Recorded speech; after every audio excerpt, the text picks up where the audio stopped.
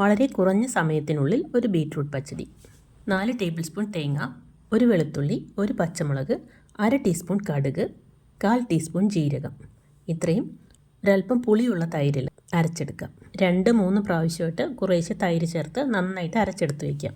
ഇനി ഒരു ബീറ്റ്റൂട്ട് തൊലിയെല്ലാം കളഞ്ഞ് ചെറിയ ചെറിയ കഷ്ണങ്ങളാക്കി മുറിച്ച് മിക്സിയുടെ ചെറിയ ജാറിലിട്ട് കൊടുക്കാം. പൾസ് ചെയ്ത് വേണം ഇത് അരിഞ്ഞെടുക്കാൻ. ഓരോ മിക്സിയിലും പൾസ് ചെയ്യുന്ന രീതി വ്യത്യസ്തമായിരിക്കും. അപ്പോൾ അതനുസരിച്ച് ശ്രദ്ധിച്ച് ചെയ്യണം, അരഞ്ഞു പോകരുത്. പൾസ് മോഡിൽ ഇങ്ങനെ 1 സെക്കൻഡൊക്കെ മതിയാവും. ഇതേപോലെ പലതവണ ആവർത്തിക്കുക.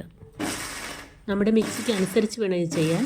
സംശയം ഉണ്ടെങ്കിൽ ഇടയ്ക്കൊന്ന് തുറന്ന് നോക്കിയിട്ട് ആവശ്യമുണ്ടെങ്കിൽ വീണ്ടും അടിച്ചാൽ മതി. ഒരു 7 പ്രാവശ്യം കൊണ്ട് എനിക്കിത് കറക്റ്റായിട്ട് കിട്ടിയിട്ടുണ്ട്. നല്ല പൊടിയായിട്ട് കിട്ടിയിട്ടുണ്ട്. ചിലപ്പോൾ നമുക്ക് വേണ്ടതുപോലെ പൊടിയാതെ 1-2 പീസുകളൊക്കെ കാണും. അങ്ങനെയുള്ളത് എടുത്ത് മാറ്റി കൊടുക്കാം. മിക്സിയുടെ ജാറിൽ നിന്ന് ഒരു പാത്രത്തിലേക്ക് മാറ്റിയെടുത്ത് വയ്ക്കാം. ഇനി ഒരു ചട്ടി അടുപ്പത്ത് വെച്ച് ചൂടായി വരുമ്പോൾ ഒരല്പം വെളിച്ചെണ്ണ ഒഴിച്ച് കൊടുക്കാം. 1/2 ടീസ്പൂൺ കടുകും കൂടെ ചേർത്ത് കൊടുക്കാം. അത് പൊട്ടിക്കഴിയുമ്പോൾ 2-3 ഉണക്കമുളകും കറിവേപ്പിലയും 2-3 ചുവന്നുള്ളി അരിഞ്ഞും കൂടെ ചേർത്ത് കൊടുക്കാം. ഉള്ളി മുരിഞ്ഞു കഴിയുമ്പോൾ ഒരല്പം ഗാർണിഷ് ചെയ്യാനായി മാറ്റി വയ്ക്കുന്നുണ്ട്. ഇനി ബീറ്റ്റൂട്ട് ചേർത്ത് കൊടുക്കാം. ബീറ്റ്റൂട്ട് ചേർത്ത് നന്നായിട്ട് ഇളക്കി കൊടുത്ത ശേഷം ആവശ്യത്തിനുള്ള ഉപ്പും എരിവിനാവശ്യമായ 2-3 പച്ചമുളക് ചെറുതായിട്ട് അരിഞ്ഞതും കൂടെ ചേർത്ത് കൊടുക്കാം. ഇതെല്ലാം കൂടെ നന്നായിട്ടൊന്ന് ഇളക്കി യോജിപ്പിച്ചതിന് ശേഷം 3 ടേബിൾ സ്പൂൺ വെള്ളം കൂടെ ചേർത്ത് കൊടുക്കാം. ബീറ്റ്റൂട്ട് മിക്സിയിൽ അടിച്ചതുകൊണ്ട് പെട്ടെന്ന് തന്നെ വെന്ത് കിട്ടും. അപ്പോൾ അധികം വെള്ളം ചേർക്കേണ്ട ആവശ്യമില്ല. ഇതൊന്ന് തിളച്ച് കിട്ടാനായിട്ട് 1 മിനിറ്റ് ഒന്ന് അടച്ചു വയ്ക്കാം.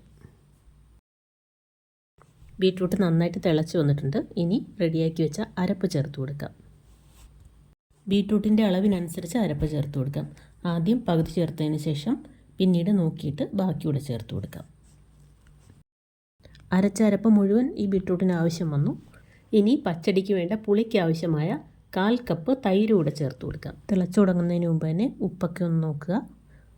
ആവശ്യമുണ്ടെങ്കിൽ ഒരല്പം ഉപ്പും പിന്നെ ബീറ്റ്റൂട്ടിന് ആവശ്യമായ ഒരല്പം പഞ്ചസാരയും ചേർത്ത് കൊടുക്കാം. ഞാൻ വളരെ കുറച്ചേ ചേർക്കുന്നുള്ളൂ. ബീറ്റ്റൂട്ട് മധുരമുള്ളതായതുകൊണ്ട് വളരെ കുറച്ച് പഞ്ചസാര. നമുക്ക് നമ്മുടെ ഇഷ്ടത്തിനനുസരിച്ച് ഒരല്പം കൂടുതൽ ചേർത്താൽ കുഴപ്പമൊന്നുമില്ല. പച്ചടി തിളച്ചു തുടങ്ങി. ഇനി ഓഫ് ചെയ്യാം. നല്ല തിരക്കുള്ളപ്പോൾ ബീറ്റ്റൂട്ട് അരിഞ്ഞ് സമയം കളയാതെ ഇതേപോലെ റെഡിയാക്കിയെടുത്താൽ ബീറ്റ്റൂട്ട് പച്ചടി പെട്ടെന്ന് തന്നെ റെഡിയാക്കിയെടുക്കാം. അപ്പോൾ വീഡിയോ കണ്ട് സപ്പോർട്ട് ചെയ്ത എല്ലാവർക്കും നന്ദി.